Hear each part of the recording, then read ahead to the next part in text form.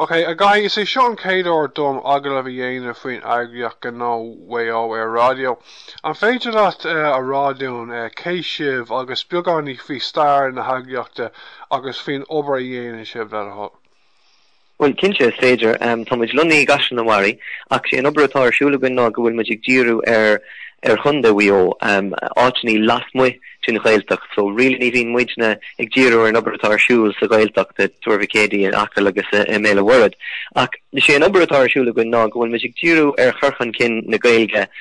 san airnáil Gnó. So sé har a bheith tábhachtach go bhfuil Seirbhíse carthar fáil don phobal. Las muid an Gaeltach nói, ach go bhfuil go bhecin daoine an Gaelge chomh maith. So sé an rudí dhéanaan muid ná go bhfuil Gnó Mhaigh Eo ag obair leis na gnólachtaí thart ar Mhaigh Eo maidir le churchan cin na Gaelge, agus is féidir sin dhéanana trí beidir comhthíocht, brandál, Seirbhíse Gnó nó ábhar Gnó chomh maith, na lehéid go bíochlár agus stáisiúnóireacht agus cartaí Gnó agus na rudí sin ar fad. So bin an kinalín spruch atá leiki os ar gór agus bin an obair atá siúlagoin ar bhain rialta. Ach gan an céine bin chans go leile ar siúlagoin agus tá cinál sa lúpach da agus tá éagsúlach da chomh maith leis na chans go eile agus is féidir linn bheith cinalín cruthioch. Agus taíonn sin go mór lumsa agus mis Oifigeach Forbartha tá fríd nig gilachchan san Oifig lum chomh maith bin an príomhhaimimeach agus tá cailín eile linn rút ní éanaáin agus tá si gobar tá si ar taithí obair faoi láthair. So tá furan had a bheith láidir gon faoi láthair agus tugann si sin deistún anna chuidí dhéine bheith cruthioch agus éagsúlacht a thuirt gon róla tá agan ó híh curchan cin na Gaelge ag an do Mhaigh Eo. Agus céin bliain in ar bunaíoch sibh? Gábhíle is seacht agus thosig mise ag obair le Gnó Mhaigh Eo gábhlín ó hin, gábhíle is tríomhlín in is cheapers, gábhíle is 50. So tá muid níl muid ar bhód chomh fada atá na lehéid go gaiamh le Gaelge agus bheith aithne ag daoine ar gaiamh le Gaelge. Just go bhfuil siad sin i bhaid ar an bhód le tamalanú leis na bliantí agus bin an cinálín struchtúr céine atá ann le Gnó Mhaigh Eo tá an obair siúla go marte goin har a bheith cosú le na chéile. Agus fecin muid inis go bhfuil áitín eile ag géirí le lehéid gon eagraíocht seo a bhunú beidir i gildara tá go bhfuil seachtas ar siúlan sin le muoinú á le na haid sin agus tá áitín eile ag díú ar chomh maith. So cinse thosig muid a gábhíle sa seacht agus gábhíle sa seacht. Agus bin an spruch níor athrigan spruch ó híh an cinálín aim atá leigi amach os ar gorg ó híh curchan cin na Gaelge ach dathrigan fearan agus thug sé sin cinálín fuinneamh nua dúin an tam ar fad agus inis tá muid ag díú ar anna chuid gnólachtaí tá anna chuid tionscadal ar siúla goin idir na gradam Gnó fiachtas eile dar benam déanta in Mhaigh Eo tá ag díú ar targóirí thar fud na chundae agus tá oscail an doras a goin chomh maith so tá anna chuid ar siúla goin agus mar a bhí mé agrá tá daoine fécin daoine inis go bhfuil rudí ag tarlú leis an Gaelge i Mhaigh Eo. Go bhfuil siad ag géirí teagháilí ina linn agus go dtigann siad an táhacht atá ann agus an luach atá ann ó híomh curchan cin na Gaelge ar nói ach an luach atá ann don Gnó má tá Gnó ar bith ag géirí an Gaelge úsáid fécinn siad inis agus tuigeann siad go bhfuil buntáiste ar le as an méid sin úsáid ó híomh cuasaí margaíochta de agus na lehéid. So tá an obair siúla gon thar a bheith tábhachtach agus tá Forbartha dhéanú ar i gcónaí. Is ar bhil méid an Agriach Gaeltachta, so tá sim a gom snar ná seo freisin. Rinne mé agad of Raidió cúpa seachtain ó hin de Daithí de Fuite ón Agriach Kildare le Gaelge ar an leir seo. Fórmhór na haibre atá déinte cú go dtí seo tá sé ag freastal ar gá bhaile i gContae Kildare go don chuid is mó, ach tá siad ag obair dar nóí ar plán teanga don chundae go léirinis. An bhfuil sibh cosú le Kildare sa bhéidir ghuiil fórmhór a debhar cuid obair le feicáil maiile nó gá a gContae Mhaigh Eo nó bhfuil torthaí for obair le feicáil níos for letne. Yeah, well, an rud faoin ná go bhfuil muidna ag díú ar chunda Mhaigh Eo, Gnó Mhaigh Eo an tanamatá ar an ach ag an am céine tá trí baile leigi amach gur chóirún bheith ag díú ar gimion. So tá muid ag díú ar Caisean na Mhairí, Cahar na Mart agus Bealtaine agus bin na Bailte is mó sa chundae. Ach ag an am céine níl si genósa goin duine ar bit a dúiltú do mar rud go si dig teacht ó bhaile roba ó chláirlan na bhuiris ó chuil semach nó na háitiní seo.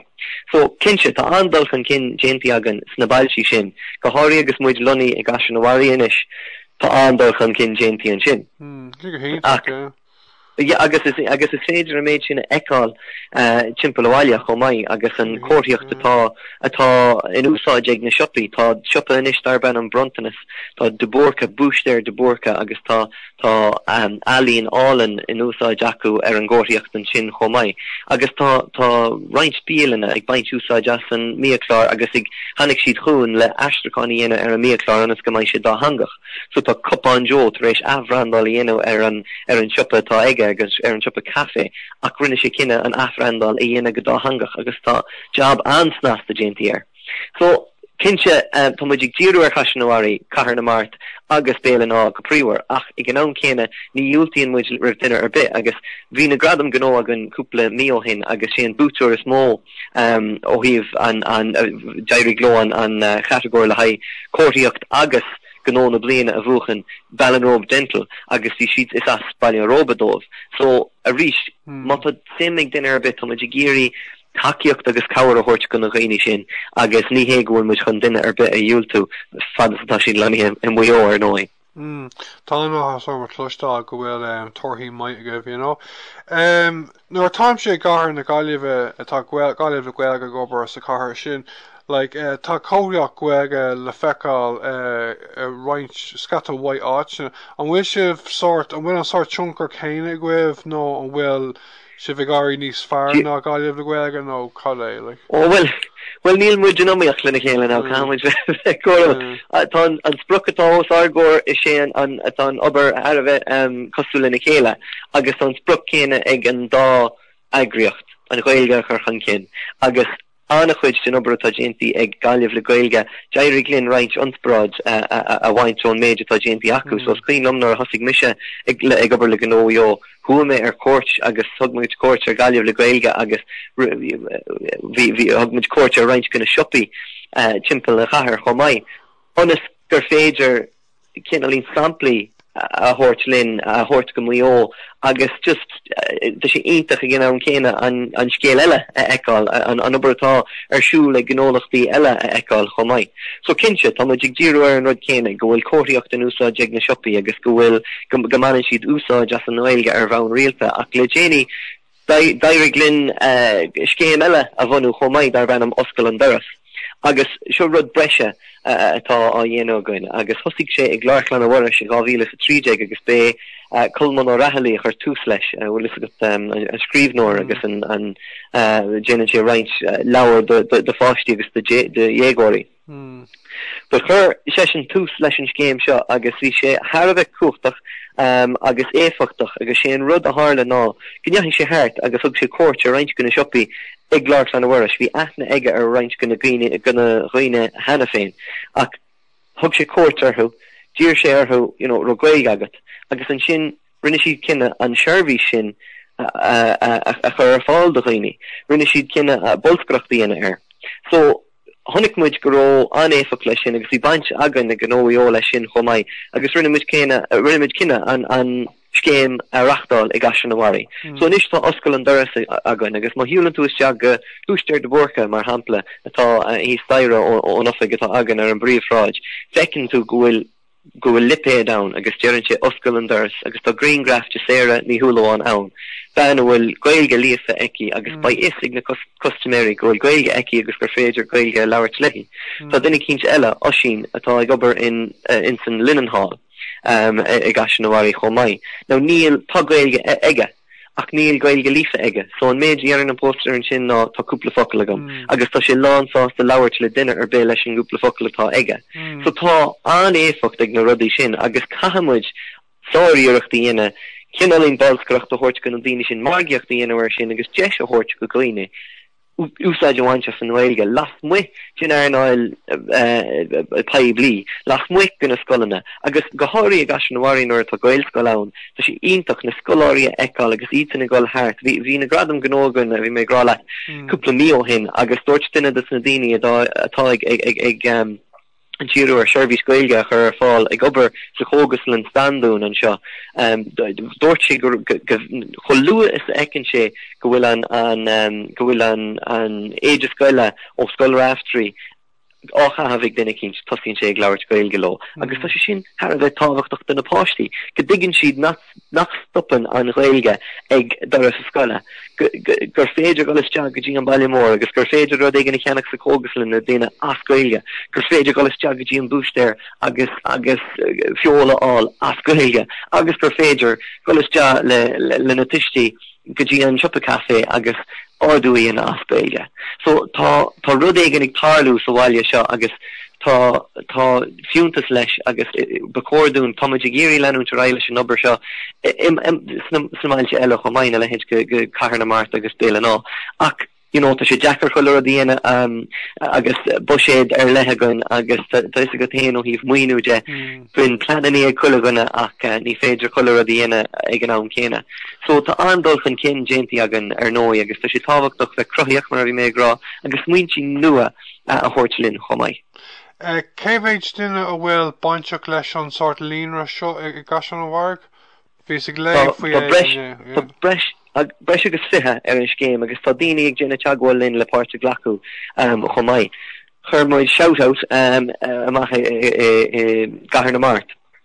Agus tá breis agus tá deithnar an scéim sin faoi láthair níl tús curthaí leis tá muid sa tóir ar roioine Cathair Mart chomáid an scéim because bin an céad céim eile tá muid chun éireachtáil an sin ach an ríis tá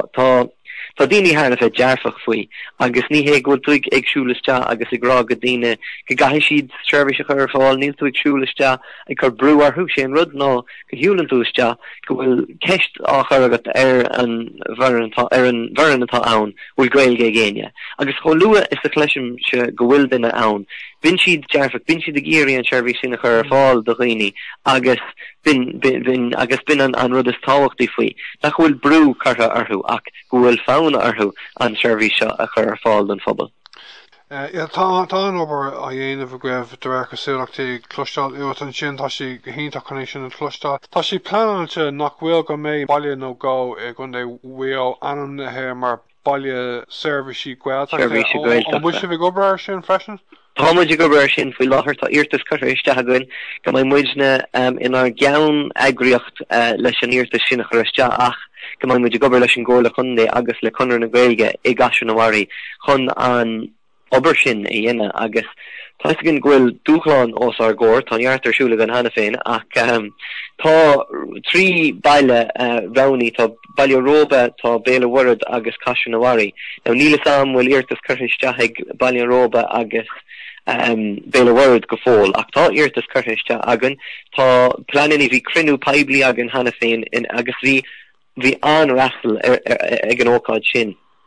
agus bhí sé sin a rís heile bheith dearfach léironn sé an simatá ag daine agus an tuiscin setá ann gur féidir anna chuid dhéana sa bhaile seo ó híh Seirbhíse Gaeilge ach tá an tíirtas chuiste agus tá just ag an buinte seo ag fannacht ar an aire agus ag fannacht le fáil amach bhfuil an tahananta sin fáiltí againn agus Cathair Mhaigh an buséad leici amach agus an targad carta ar fáil. Well just ar agla gohfuil duine ar bith an sin agus géisteach leis an gláir sean gohfuil gnó acu sean go leithna acu ar duine cinn se tá Daithí Ó Mhaigh Eo le Gaeilge agus gur féidir linn teagháil dhéana lo bhreálinn teagháil dhéana leis na daine sin agus chomáithne sin mátá gnó lucht ar bith ag géisteach leis an gláir seo go bhfuil siad ag géisteach linn agus ag géisteach leis an taglah seo ná Jane Jarmad riamh go bhfuil takeíocht ar fáil ón stáit chomáid trí feras na Gaeilge agus go bhfuil scéim takeíocht a gnó ag feras na Gaeilge agus gur féidir annachchuid aanamh ní bháin ó híh curchan cin na Gaeilge ach támuid a lig ag díú ar cuasaí wargaíochta inis agus tá sé har a bheith Jackar mar tá chuliganna in omíocht lena chéile ach ná Jane Jarmad riamh go bhfuil cuacht ar le ag an teanga go seachan sé amach nuair atá an teanga in úsáid ar targa ar bith nó ag gnólacht ar bith agus gur féidir engagement ar le a chruthú le customary tríd an teanga úsáid agus má tá aine géirí til ólas aáil maidir leis nubairtá arsúil agan is féidir rifas a churthaigh gnó@gnoio.ie nó glécha chuireann ar náid a ní cethir a héana a náid a héin a cethir a náid.